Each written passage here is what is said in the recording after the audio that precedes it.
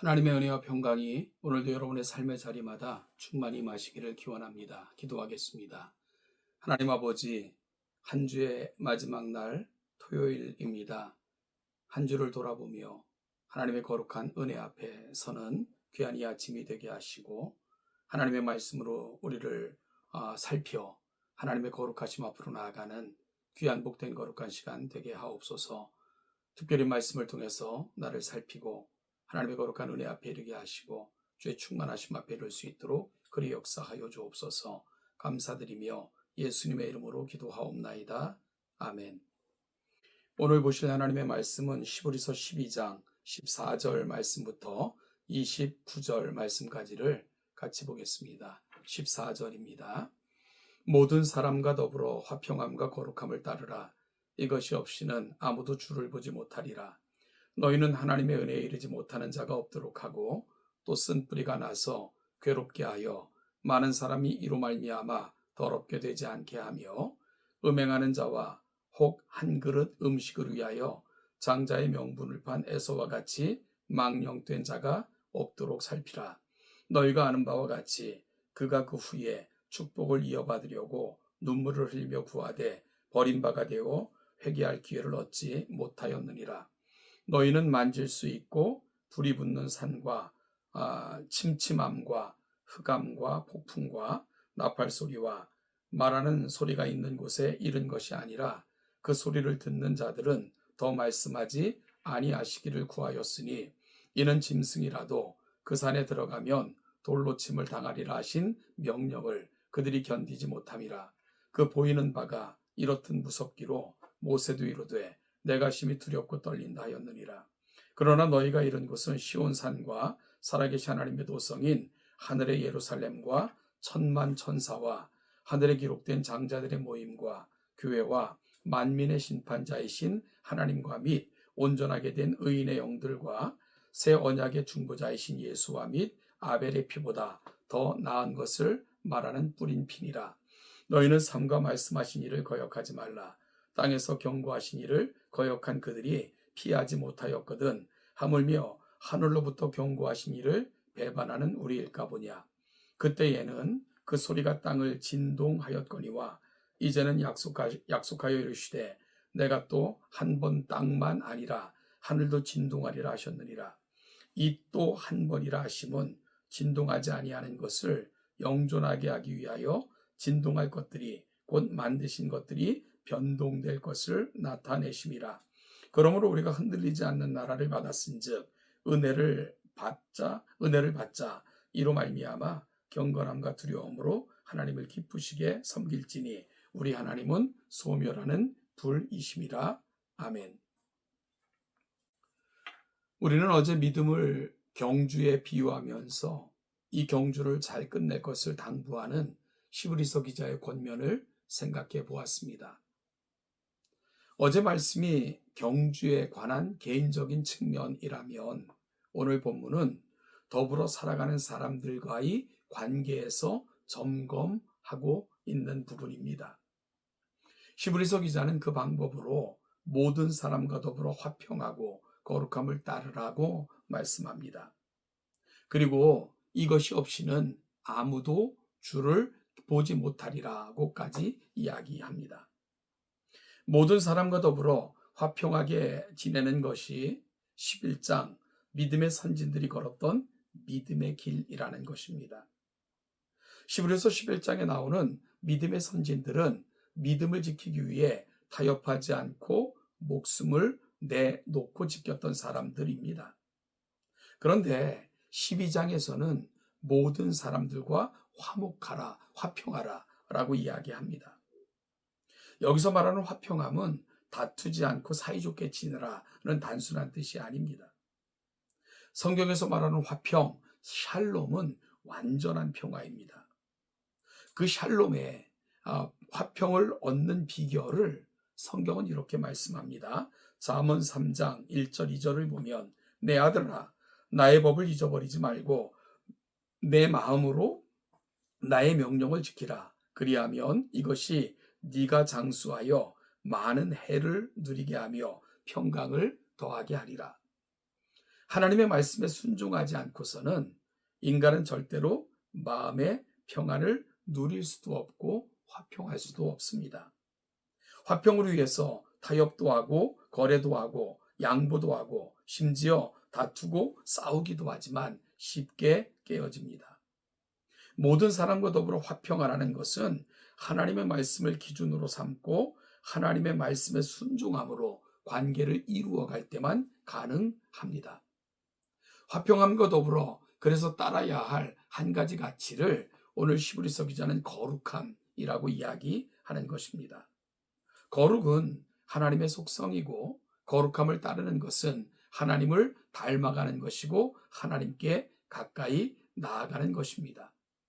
여러분, 따라서 화평함과 거룩함을 조초라 라고 말씀하시는 것은 그저 사이좋게 지내는 것을 단순히 말하는 것이 아니라 하나님의 말씀에 가치를 보여주므로 하나님께서 내게 주시는 평강을 함께 누리고 나누는 인생을 말하는 것이고, 또한 이를 위해서 우리가 포기하지 말아야 될 것은 거룩함에 이르는 것이라고 말씀하시는 것. 따라서 화평함과 거룩함은 하나님으로 말미암아 주어지는 것들인 것을 알게 됩니다.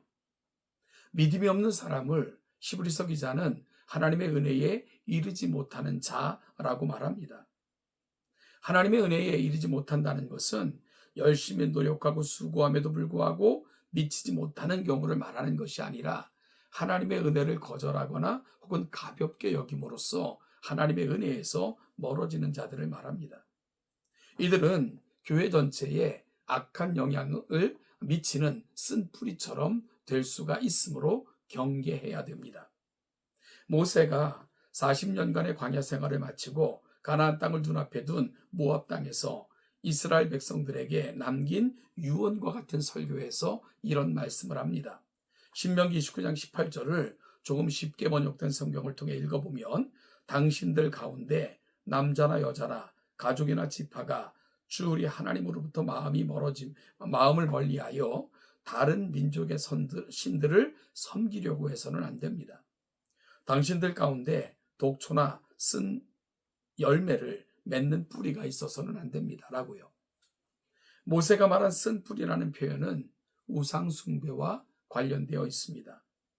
물질적인 풍요를 위해서 하나님을 멀리하고 다른 신을 섬겼던 구약 이스라엘의 행태가 바로 세상의 욕망을 채우기 위해 하나님의 은혜를 가볍게 여기고 말씀에 순종하지 않고 하나님을 닮아가려고 하지 않는 신약의 성도들의 모습이고, 그것이 교회 전체를 흔드는 쓴 뿌리라는 것입니다. 이런 자들은 에서처럼 하나님의 은혜를 무시하는 자들이라 설명합니다. 에서는 당장 배가 고프다는 이유로 하나님 백성의 장자의 명분을 팥죽 한 그릇에 팔아 버린 자이기 때문입니다. 육체의 만족을 위해 하늘의 복을 무가치하게 던져 버린 것입니다. 하나님의 은혜를 무시한 거죠. 하나님의 은혜로부터 그로 말미암아 떨어져 나갔습니다. 이런 에서와 같은 삶을 사는 자들을 가리켜 히브리서 기자는 망령된 자라고 선언합니다. 이 망령된에 해당하는 헬라어 베벨로스는 세속적이라는 의미인데요, 영적인 것보다 현세적인 복과 현세적인 것을 더 중히 여기는 삶의 태도를 의미합니다. 여러분, 이러한 인생의 비극이 무엇입니까? 이는 단순히 자신의 문제에서만 끝나지 않는 데에 문제의 심각성이 있습니다. 그 후손들에게까지 영향을 미친다는 거죠. 그래서 17절에서 너희가 아는 바와 같이 그가 그 후에 축복을 이어받으려고 눈물을 흘리며 구하되 버린 바가 되어 회개할 기회를 얻지 못했다라고 말합니다. 그리고 그 후손 역시 그 약속에서 점점 멀어지는 결과를 낳은 것입니다. 그래서 오늘 우리가 화평함과 거룩함을 좇는 일은 그 무엇보다도 시급한 과제가 아닐 수 없습니다. 이것은 하나님의 은혜를 담고 하나님의 거룩한 삶을 추구하며 하나님과로 동행하겠다고 하는 삶의 태도이기 때문입니다. 이어 18절 이하에서 히브리서 기자는 갑자기 출애굽기 19장 9절부터 23절에 기록된 시내산에서 옛 언약이 체결되던 모습을 묘사합니다.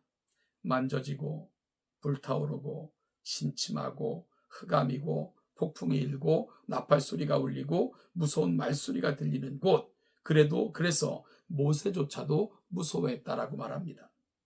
시내산에서 언약을 체결할 때 모든 이스라엘 백성이 두려워 떨도록 땅이 진동한 것은 하나님의 말씀에 불순종에 대한 심판의 경고였습니다. 그 하나님께서는 땅뿐 아니라 하늘도 한 번 더 흘리실 것이라고 말씀하셨습니다. 이것은 최후의 심판을 말합니다. 그리고 그 후에 영원히 흔들리지 않는 하나님의 나라를 완성시키실 것이다 라고 말씀합니다. 옛 언약에서만 불순종에 대한 심판이 있었던 것이 아닙니다. 새 언약인 예수님의 말씀을 은혜로 받지 않고 세상의 것들보다 가볍게 여기는 자는 에서와 같은 자이며 음행하는 자이고 공동체의 쓴뿌리로 작용하는 자이기 때문에 이러한 하나님의 은혜로 멀어지면 재앙을 피할 길이 없다 경고하시는 것입니다.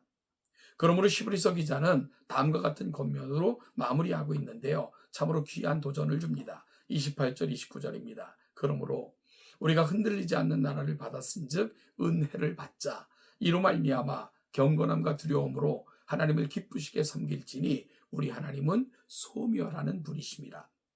은혜를 받고 그 믿음의 터 위에 굳건히 서자는 권면을 다시 한번 하면서 이 같은 믿음에서 떠나는 자들에게 하나님은 소멸하는 불이라고 소개합니다.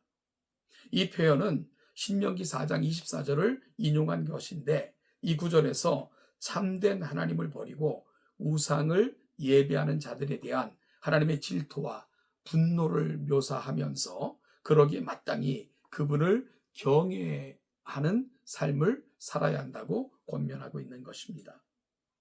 우리는 그리스도의 보혈로 말미암아 하나님께 나아갈 수 있는 담력을 얻고 흔들리지 않는 하나님의 나라를 유업으로 받은 자녀들입니다. 경건함과 두려움으로 하나님의 말씀을 무겁게 받고 하나님을 닮아가는 그러한 자로 다시 결심하며 2024년을 살아낼 수 있기를 간절히 소원합니다. 히브리서 기자는 예수 그리스도를 지속적으로 바라보며 그분에게서 시선을 떼지 않고 고정하자. 그리고 그 하나님을 향하여 말씀을 푯대 삼고 살아가자. 기도하는 삶을 통해 하나님의 의에 이르자 권면하는 부분을 다시 한번 기억하면서 2024년 이와 같은 화평함과 경건함을 좇아 은혜를 귀히 여기는 인생이 되어 하나님께 존귀한 인생들 우리 동천교회가 다 되시기를 주님의 이름으로 간절히 축복합니다.